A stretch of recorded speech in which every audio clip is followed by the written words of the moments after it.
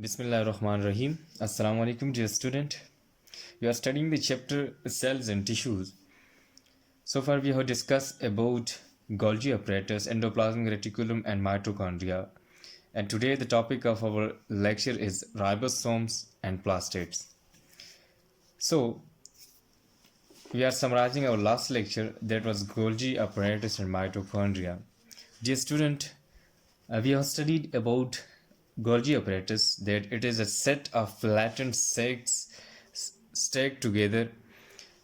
Last lecture के अंदर student हमने गोल्जी अपरेटस के बारे में पढ़ा था. हमने कहा था कि ये जो है एक फ्लैटेंड सैक्स होती है, उनका सेट होता है. ये देखिए, जिस तरह हमारे पास ये एक सेट है, एक फ्लैटेंड सैक है, और ये सारी मिल के हमारे पास एक सेट बनाती है, और उस सेट को हमने गोल्जी अपरेटस का नाम दिया है.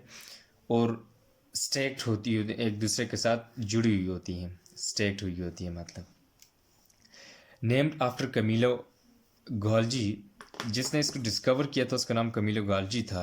उसकी वजह से इसका नाम हमने, जो साइंटिस्ट था उसने गोल्जी अपरेटस रखा. सो now come towards the function of the Golgi apparatus. Its function is to store the secretion, convert them into finished product, and are pack them into a small rounded sacs called Golgi vesicles. ये जो होती है ना, ये small rounded part sex होती हैं, जिसको हम गोल्जी वेसिकल्स बोलते हैं. इसका फंक्शन ये होता है कि जितनी भी सिक्रीशन है उनको स्टोर करना और फिनिश प्रोडक्ट के अंदर कन्वर्ट कर देना, और इस वेसिकल के अंदर स्टोर कर देना, उसके अंदर बाय पैक कर देना. Sacs are kept in cell are transported to exterior in the form of secretion. Another function, sacs are kept in the cell are transported into exterior in the form of secretion. जब ये बाहर cell से बाहर भेजना हो तो ये secretion की फॉर्म में भेजते हैं. Plants have large number of stacks in their Golgi apparatus. Plant cell के अंदर जो स्टेक्स होते हैं वो as compare to the animals ज़्यादा होते हैं. This was all about the Golgi apparatus. Now mitochondria found in eukaryotic cell, absent in prokaryotic cell. It is thought that energy required is produced in cytoplasm by an aerobic respiration. Structure: a double membrane, outer membrane is smooth, the inner membrane is folded inward, giving rise extension to the cell called cristae. इसके बारे में मैंने आपको बताया था कि ये जो यूकैरियोटिक सेल होते हैं उनका अंदर प्रेजेंट होता है, और जो प्रोकैरियोटिक सेल है उनके अंदर एब्सेंट होता है. और जो एनर्जी प्रोडक्शन का प्रोसेस है जिसको हम रिस्पायरेशन कहते हैं, वो एनारोबिक रिस्पायरेशन के अंदर जो है वो जस्ट ग्लाइकोलिसिस तक लिमिटेड होती है. और जितने भी हमारे पास प्रोकैरियोटिक ऑर्गेनिज्म हैं उनमें एनारोबिक रिस्पायरेशन होती है, क्योंकि हमारे पास वो ऑर्गेनल नहीं है जिसके अंदर उसके रिस्पायरेशन के फर्दर दो प्रोसेस जो होने होते हैं वो उधर माइटोकॉन्ड्रिया के अंदर होते हैं. जब वो नहीं तो वो प्रोसेस फिर नहीं हो सकते. तो ये जो रिस्पायरेशन का प्रोसेस है ये ग्लाइकोलिसिस तक लिमिटेड होता है. इसकी स्ट्रक्चर जो है डबल मेम्ब्रेन है. आउटर मेम्ब्रेन जो हमारे पास स्मूथ होती है, जबकि इनर मेम्ब्रेन इनवर्ड जो है राइज हुई होती है इस तरह. और ये जो क्रिस्टी बनाती है इस मेम्ब्रेन को हम इनवर्ड जो है इसको हम क्रिस्टी बोलते हैं.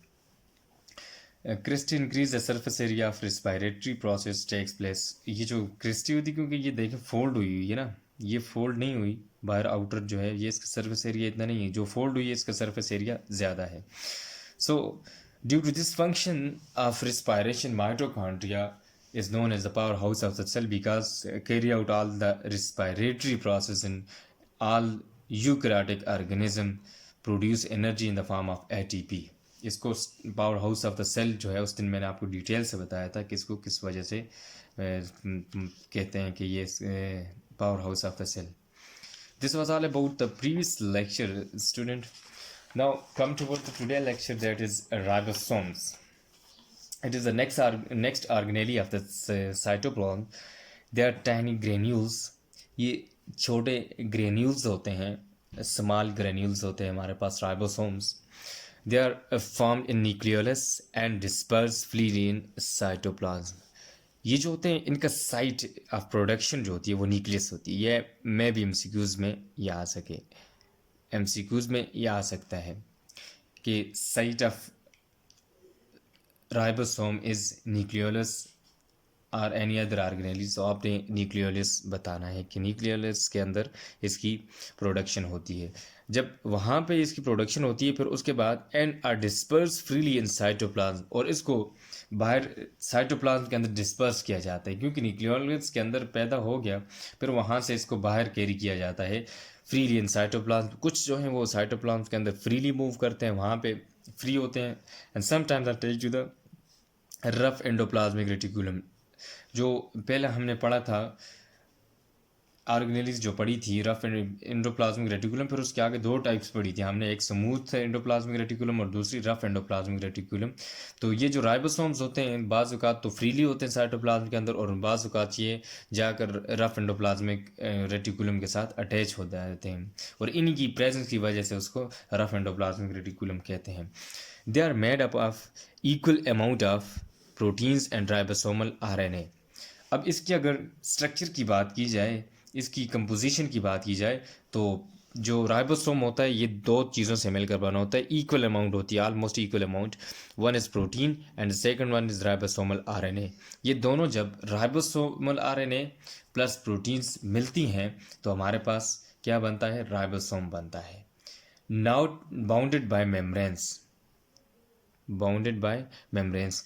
ये ऑर्गेनेली होती है, हमने कहा जितनी भी साइटोप्लाज्मिक ऑर्गेनेलीज हैं वो मोस्टली मेम्ब्रेन बाउंडेड होती हैं, और हमने प्रोकैरियोटिक और यूकैरियोटिक सेल की डिफिनीशन की थी, और उसमें उसके कुछ करेक्टर्स देखे थे प्रोकैरियोटिक और यूकैरियोटिक के। प्रोकैरियोटिक में हमने कहा था कि इनके अंदर जो है मेम्ब्रेन बाउंडेड ऑर्गेनेलीज नहीं होती, जबकि यूकैरियोटिक के अंदर होती हैं।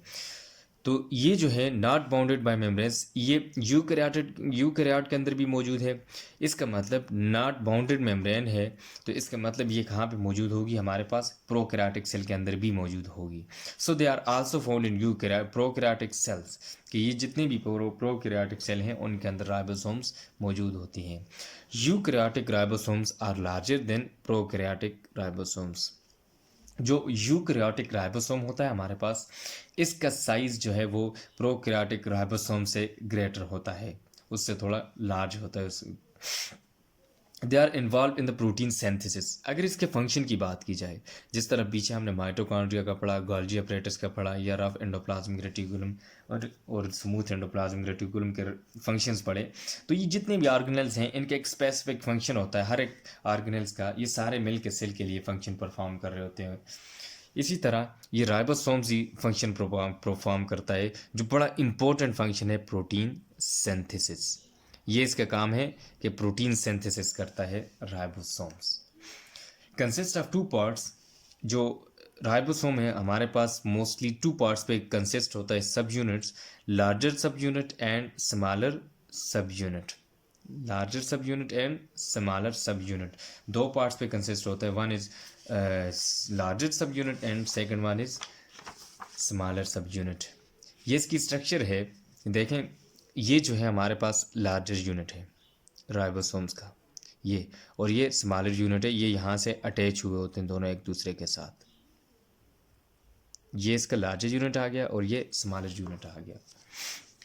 ये राइबोसोम्स का था। जब आप हायर क्लासेस में जाएंगे, फर्स्ट ईयर की क्लास में जाएंगे, तो वहाँ आपको इसकी थोड़ी डिटेल, इसकी ये जो स्मॉलर यूनिट और लार्जर यूनिट है इनकी भी डिटेल आएगी। और फिर आगे, क्योंकि अभी आपका स्टार्ट है 9th क्लास में, तो आपका जो लेसन होता है वो यहीं तक कि आपको सिर्फ इतना पता होना चाहिए कि राइबोसोम है क्या, किस चीज़ से मिलकर बना हुआ है और इसका फंक्शन क्या है। जब आप हायर क्लासेस के अंदर जाएंगे तो आपको थोड़ा कम्प्लेक्स इसके आगे फिर यूनिट्स के बारे में, और किस तरह कौन सी बड़ी है, छोटी, और फिर उसकी कंपोजिशन वगैरह के बारे में आपको डिटेल से पढ़ाया जाएगा। This was all about ribosomes. Now come towards the plastid. The next organelle of the cell is plastid. Membrane bounded organelles, ये जो है ये भी क्या है, मेम्ब्रेन बाउंडेड ऑर्गेनेलीज है, विच contain one or more pigments present in plant cell and photosynthetic protist. ये जो प्लास्टिड होता है ये सिर्फ हमारे पास प्लांट के अंदर, प्लांट सेल के अंदर है, या इसके अलावा जितने प्रोटिस्ट हैं, फोटोसिंथेटिक हैं प्रोटिस्ट हैं, उनके अंदर मौजूद होता है। जिस तरह हमारे पास एलजी है उनके अंदर मौजूद होता है। तो ये ऑर्गेनेली जो है ये मेम्ब्रेन बाउंडेड ऑर्गेनेली है जिसके अंदर एक या एक से ज़्यादा पिगमेंट पाए जाते हैं। अब पिगमेंट यहाँ पे एक वर्ड यूज़ हुआ है, पिगमेंट्स। ये जो कलर्ड बॉडी होती है उसको जितने भी हैं ये कलर प्रोवाइड करते हैं, पिगमेंट्स, कलर प्रोवाइडिंग एजेंट्स। ये पिगमेंट जो होते हैं ना हमारे पास जितने भी, अब ग्रीन कलर जिस तरह है वो क्लोरोफिल की वजह से प्लांट का, तो वो क्लोरोफिल एक खुद पिगमेंट है, इम्पार्टिंग, वो एक ग्रीन कलर इम्पार्ट कर रहा है प्लांट को, तो उस वजह से इसको हम क्लोरोफिल कहते हैं।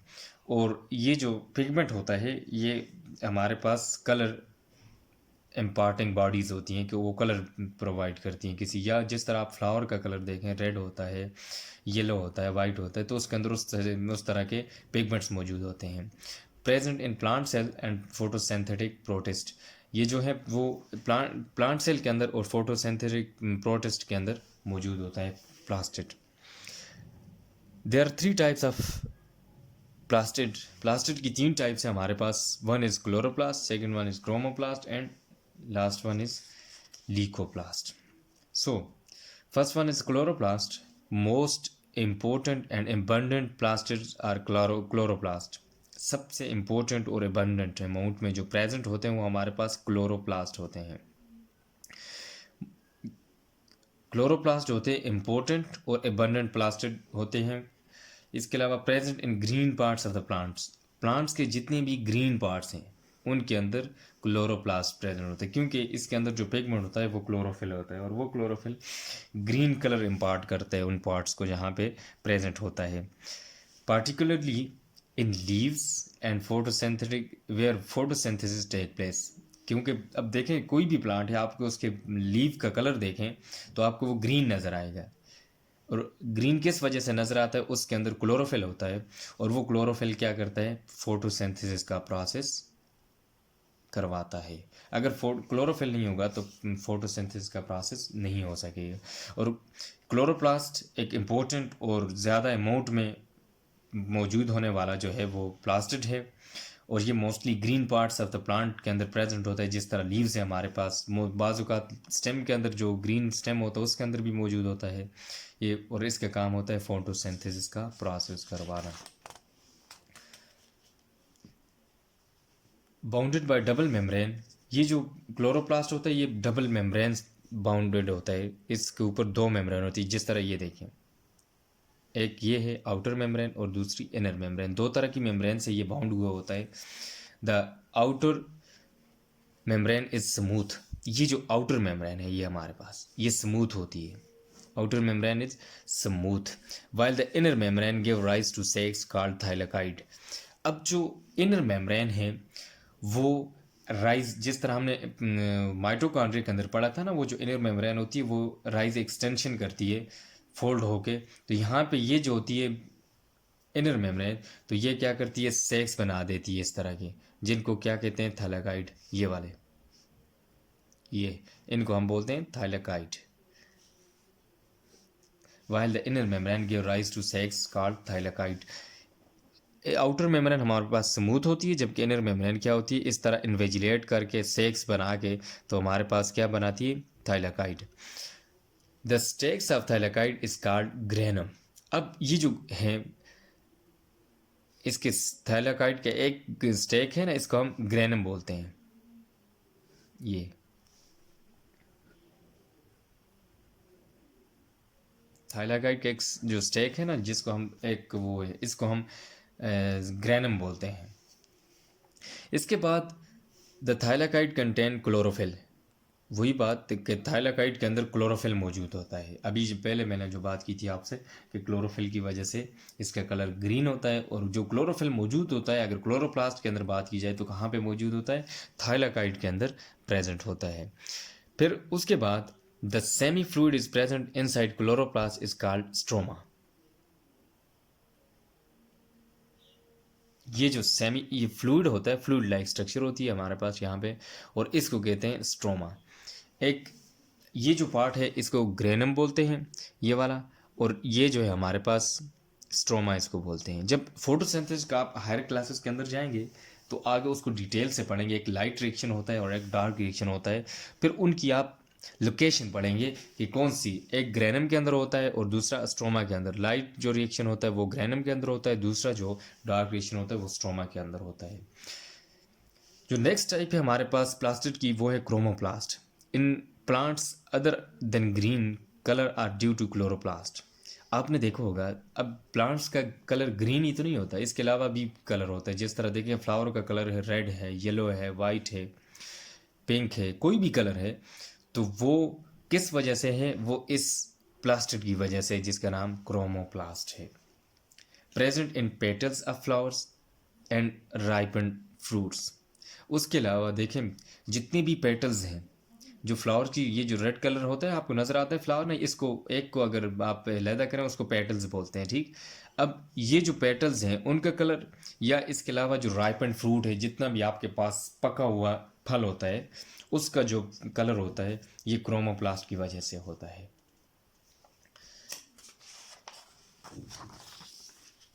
Due to presence of chloroplast, ये जो जितना भी कलर आपको मैंने बताया कि वो चाहे वो राइपन फ्रूट का है या कोई भी पेटल है, येलो है, वाइट है, किसी कलर का भी वो पेटल हैं, तो वो क्रोमोप्लास्ट की वजह से होता है। The bright colour of petals of flower attract insect for pollination. अब इसकी क्रोमोप्लास्ट की वजह से जो फ्लावर की जो पेटल्स होती हैं उनका जो कलर होता है ब्राइट कलर होता है, और उस ब्राइट कलर की वजह से वो जो इंसेक्ट्स होते हैं वो पोलिनेशन की तरफ अट्रैक्ट होते हैं, उसकी फ्लावर की तरफ अट्रैक्ट होते हैं तो फिर वहाँ से इंसेक्ट्स क्या करते हैं? पोलिनेशन करवाते हैं। किस तरह? देखें, पोलिनेशन हम कहते हैं कि the process in which pollen grains transfer from anther to the stigma of the ovary. कि ये जो होते हैं ना पोलिनेशन के अंदर क्या करते हैं इंसेक्ट्स, कि उसको पोलन ग्रेन को मेल पार्ट से एंथर से लेकर ओवरी के स्टिग्मा तक लेकर जाते हैं, तो इसको हम पोलिनेशन बोलते हैं। कुछ विंड्स के ज़रिए भी होती है, कुछ इंसेक्ट्स के ज़रिए भी होती है, मोस्टली जो है वो इंसेक्ट्स के ज़रिए ही होती है। तो ये जो इनका ग्रीन जो ब्राइट कलर है ये इंसेक्ट्स को अट्रैक्ट करता है अपनी तरफ। जब इंसेक्ट्स इनके पास जाते हैं तो उसके फ्लावर के ऊपर बैठते हैं, ज़ाहिर है वहाँ पे पोलन ग्रेन्स होते हैं। वो पोलन ग्रेन्स उनके जो उसके जो पार्ट्स होते हैं इंसेक्ट्स के उनके साथ अटैच हो जाते हैं, क्योंकि ये तो माइक्रोस्कोपिक के नज़र भी नहीं आते। तो वहाँ से जाकर जब स्टिग्मा के ऊपर बैठते हैं तो वहाँ उनके साथ जाकर अटैच हो जाता है, वो खुद बहुत उसको जो है वो इनसाइड ओवरी लेकर जाता है। फिर वहाँ पे उनकी जो है पोलिनेशन वो स्टार्ट हो जाती है, फर्टिलाइजेशन। और जब फर्टिलाइजेशन होगी तो हमारे पास आगे नया जाइगोट वगैरह बन के नया एक जो है वो सीड बन जाएगा। तो इस तरह ये जो है इंसेक्ट्स को अपनी तरफ अट्रैक्ट करते हैं और वो इंसेक्ट इनकी पोलिनेशन करवाते हैं।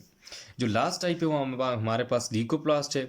ये जो होते हैं कलरलेस होते हैं, कलरलेस प्लास्टिड होते हैं। अब प्लांट का जो है कलर, जो पेटल्स की बात की उस तरह की भी होता है, फिर उसके बाद जो है हमारे पास ग्रीन भी होता है। लेकिन कुछ पार्ट्स ऐसे हैं जिनका कलरलेस होते हैं, इतना वो कलर ब्राइट कलर जो वो नहीं होता। तो ये जो है मोस्टली हमारे पास जो है फूड स्टोरिंग पार्ट्स के अंदर मौजूद होते हैं लीकोप्लास्ट। जिस तरह हमारे पास रूट है, देखिए प्लांट जो है अपनी फूड जो है वो रूट के अंदर स्टोर करते हैं, तो वहाँ पे जो है इनका जो कलर है वो कलरलेस होते हैं, कोई भी कलर इनका नहीं होता। और ये mostly found in food storing part, that is root. This was all about the today lecture. Now we summarize our lecture, ribosome. Student, today we have discussed about the ribosome and plastid. Ribosomes are the tiny granules. They are formed in the nucleolus and disperse freely in cytoplasm, sometimes attached to the rough endoplasmic reticulum. They are made of an equal amount of proteins and ribosomal RNA, not bounded by membranes. So they are also found in prokaryotes. Eukaryotic ribosomes are larger than prokaryotic ribosomes. Their function is mostly concerned with the protein synthesis. They consist of two parts. One is a larger subunit and second one is smaller subunit. Here you can see the larger subunit and smaller subunit. Now, plastid are the membrane-bounded organelles which contain one or more pigment present in plant cell or photosynthetic protist. There are three types of plastid. One is chloroplast, and second one is chromoplast, and third one is leucoplast.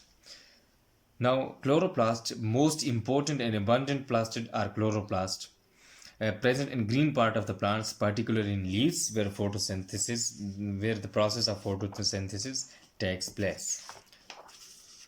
Bounded by double membrane, the outer membrane is smooth while the inner membrane is not smooth and uh, give rise to the sacs called thylakoids. The stake of the thylakoid is called granum, and the thylakoid contain chlorophyll. The semi-fluid present inside chloroplast is called stroma. Here you can see the structure of chloroplast. Here the outer membrane. Here you can see the inner membrane, and inner membrane give rise to the sac called thylakoid, and thylakoid consists of granum. Each sac is called granum, and their semi-fluid like structure is present called stroma. So chloroplast, next is chromoplast. In plants other than green color are due to the chromoplast present in petals of the flower and ripened fruit.